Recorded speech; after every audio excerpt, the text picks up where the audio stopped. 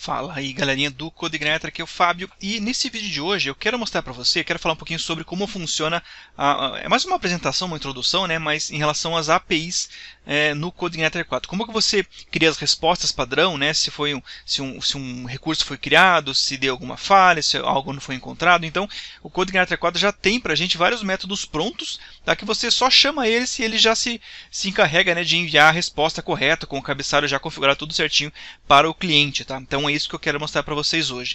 E esse conteúdo eu estou pegando direto lá do curso do Método Spark, que tem lá os 101 vídeos, né, onde a gente estuda cada item do User Guide. Então estou pegando um item de lá, onde a gente vai aprender ali como que funciona a API de resposta, uma trait, né, de API no CodeIgniter 4, tá bom? Então é uma aula direto lá do curso que eu estou colocando aqui, disponibilizando para vocês de graça aqui dentro do canal do YouTube, beleza? Então vamos lá para a aula agora, valeu!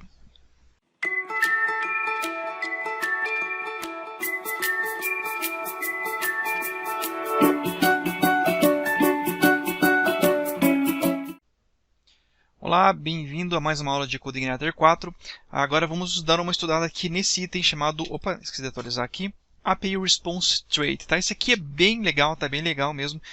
Lá no futuro a gente vai fazer, né, lá para frente o nosso sistema que vai acessar, né, um cliente externo que vai acessar os dados aqui do nosso sistema feito em CodeIgniter via API, tá? Então a gente vai usar a API para que seja possível a comunicação entre esses dois sistemas feitos em plataformas totalmente diferentes, tá? Mais para frente a gente vai eu dou mais detalhes sobre isso, tá? Então, o que é o API Response Trait? Tá? Basicamente, para entender assim, né? Basicamente, quando uma plataforma, por exemplo, um celular, né? Um celular que tem o seu aplicativo, ele vai se comunicar com um servidor através de chamadas API, né?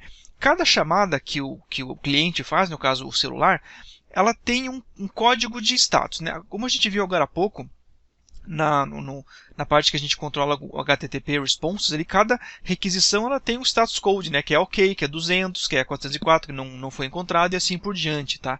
Então, existe um padrão, né, que a gente pode seguir, que a gente deve seguir, inclusive, em relação a esses códigos, para você deixar o teu sistema bem adequado e do jeito correto, do funcionamento correto, para que todo mundo possa entender, tá? Porém, né, esses códigos eles são muito grandes. Não que são muito grandes, a quantidade é bastante grande, tá? Então não acredito que você vá conseguir colocar tudo isso no teu sistema. Para você ter uma ideia, existe aqui, ó, né, existe essa instituição, a IANA.org, que ela trata, né, basicamente dos códigos. Basicamente, ela diz o seguinte, ó, parâmetros de protocolo de inicialização de sessão, tá? Então o que ela faz? Isso daqui ela serve para padronizar, né, as respostas, né, entre as requisições. Então, por exemplo, a gente usa bastante aqui, ó, é essa daqui. Olha só. Ó, códigos de aviso, olha só o que temos aqui, né? Então, mas basicamente a gente vai usar esse daqui, ó, response codes, né? Então, olha só quantos que tem. Veja só, começa em 100, daí tem, ó, trying, 180, ringing e assim por diante, né? Não é só para a internet, são para vários tipos de comunicação. A gente vai avançar mais um pouquinho aqui, ó, 200, ok. A gente usa bastante, né? O que mais que temos aqui, ó? 400, bad request, 404, not found. E olha só quantos tem, né? Quantos tem aqui. Então, dependendo do que vai acontecer, né? Do que acontece na comunicação entre um cliente e o servidor, pode acontecer muita coisa ali, né? Pode dar algum problema, pode ser algo não encontrado, né? Ou alguma coisa errada, um parâmetro errado, enfim. Então você teria que determinar tudo isso na mão. Mas existe um padrão aqui para você seguir, né? Seguindo esse padrão, você vai conseguir deixar o seu sistema funcionando bem redondinho. Só que você vê que é bastante coisa, né? E a gente também não precisa usar tudo isso daqui. A gente vai usar alguns padrões, alguns itens, mas não precisa muito ir além disso. E aí que entra, né, essa API Response Trait aqui do CodeIgniter 4. Tá? O que ela traz basicamente aqui? Né? Então olha só, veja que aqui, ó, ele vai trazer basicamente, olha só, nesse exemplo, né, um status code do tipo 200, ele está falando em relação aqui em cima. Mas olha só, existem uns métodos aqui para os casos de uso mais comuns, né, Então o que ele já traz para a gente de brinde aqui, ó?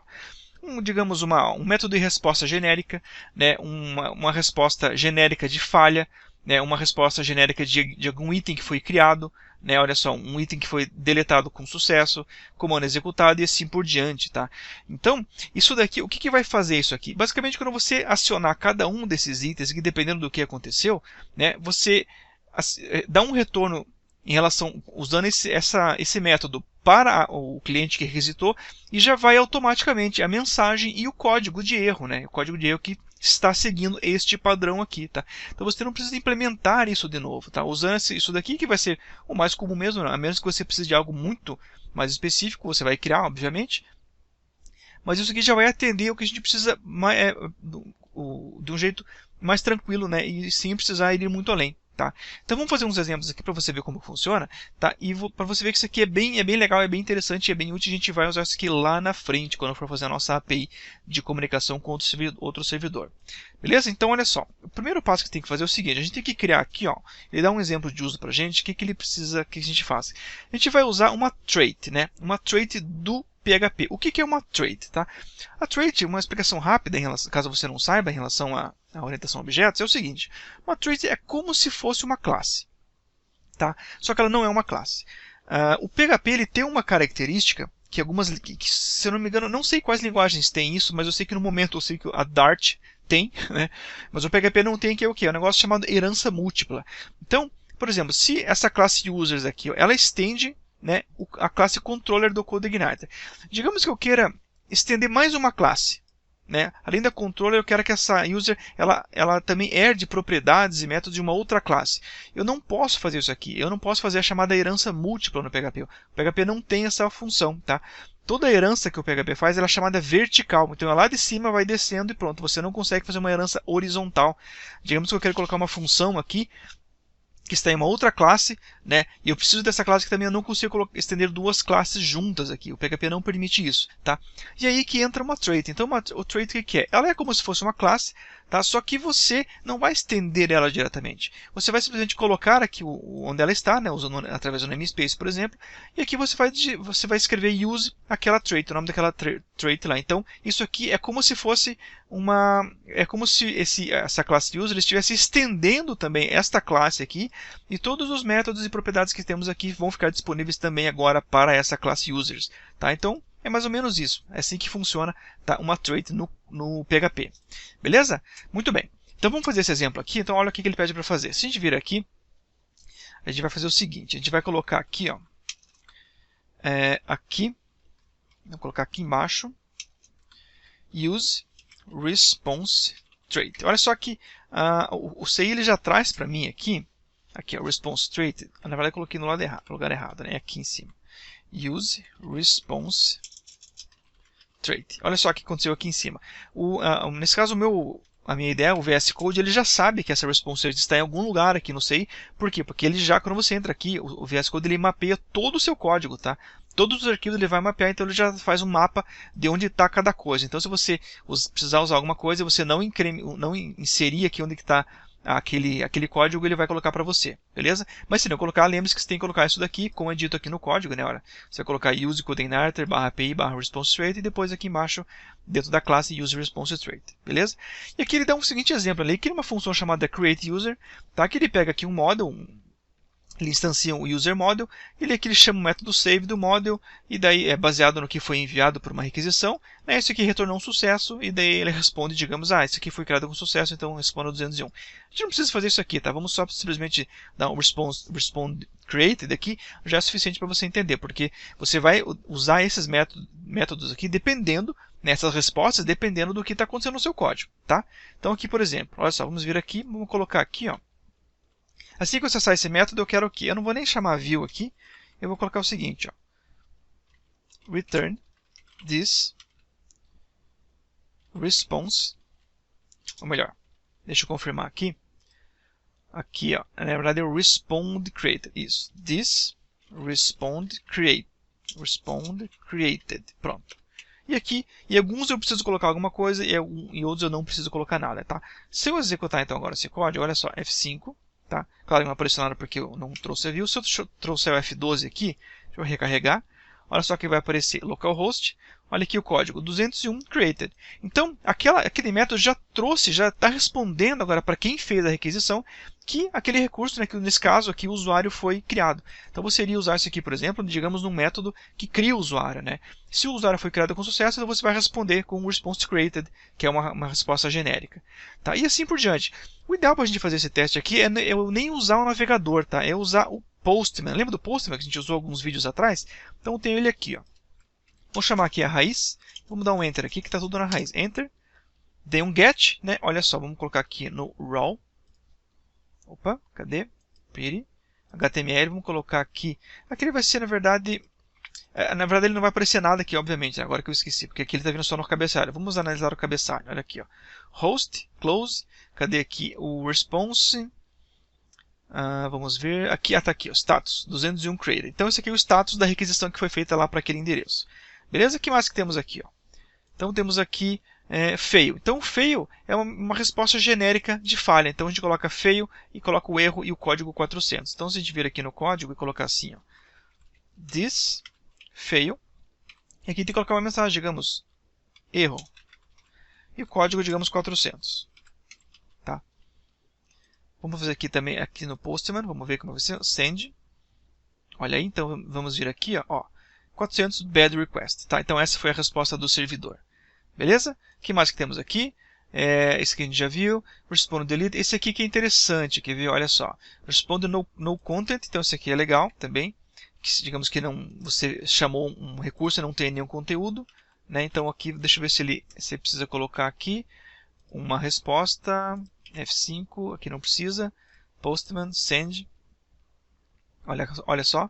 Não consigo nenhuma resposta. Por quê? Não tem nenhuma resposta, né? Então, olha só que interessante. Se a gente vir aqui no navegador, clicando aqui, olha aí, no content, né? Ou seja, não tem nenhum conteúdo, então ele não vai mostrar nada, obviamente. Então, veja que esse aqui, nesse caso, o cliente aqui, que é o Postman, que está fazendo as requisições, veja que ele está se comportando, ele está mudando a resposta de acordo com a resposta, né, que ele recebe do servidor. Então, ele muda o parâmetro aqui, dependendo do que está vindo lá. Veja que funciona certinho, né? Dependendo da resposta que eu envio aqui, o cliente ele entende tranquilamente, né? Bem legal.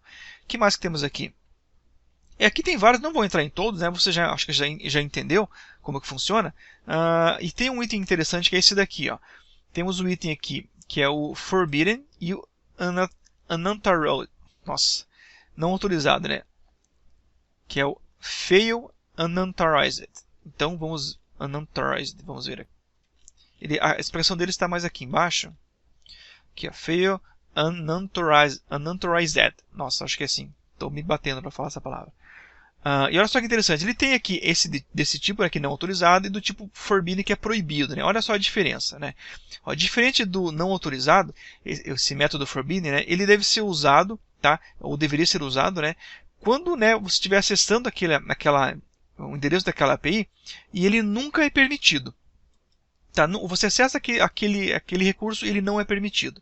Tá? Então isso é um não autorizado. Tá? Ou seja, o erro não autorizado ele indica que o cliente ele é encorajado, no caso o cliente quem está fazendo a requisição, ele é encorajado a tentar de novo, só que com credenciais diferentes. Tá? Ou seja, se ele tentar com aquela credencial de novo, não adianta, ele vai sempre dar não autorizado. Enquanto que o forbidden, que é esse daqui que a gente está vendo, né, ele indica que o cliente ele nunca deve tentar de novo porque não vai ajudar, tá? Não vai funcionar. Aquela requisição que ele está tentando fazer não funciona, então é isso que indica nesse caso o proibido. Né? Então se a gente usar esse daqui, o fail forbidden, olha só o que vai acontecer. Aqui, forbidden, vamos dar aqui um send. Olha aqui. Ele dá um erro interno do servidor, ou seja, realmente é proibido. Né? Então, ou seja, indica que não tem de novo porque não vai funcionar. Tá? E note que aqui eu estou dando tudo get, eu não estou mudando o verbo aqui, se é put, post, patch, delete, porque nesse momento não importa, tá? Não importa qual que é o verbo que está fazendo a requisição, mas sim somente a resposta. Essa parte de verbos a gente vê na parte lá de roteamento, né? Então, para você definir quem pode acessar qual recurso, tá? A gente já viu isso, lá na frente a gente vai juntar as duas coisas, que é um tipo de verbo com um tipo de resposta e assim por diante. Beleza? Bom, o que mais que temos aqui? Você pode analisar os tipos que temos aqui por curiosidade, né? De tipo de resposta que temos aqui. E não vamos usar todos, obviamente, né? Porque não precisa, como é falado ali aqui no comecinho. Aqui, esse daqui são as respostas, né, para os usos de casos mais comuns. Então isso aqui acredito que vai para o nosso exemplo, aqui para o curso, para a aula. Isso aqui vai atender a gente perfeitamente, acho que sem nenhuma dificuldade. Fechado? Então eu vou encerrar essa aula por aqui. Se você tiver curiosidade, como eu falei, dá uma olhadinha aqui nesse user guide para ver o que mais que temos, que existe aqui para você implementar no seu sistema no futuro. Grande abraço e até a próxima aula.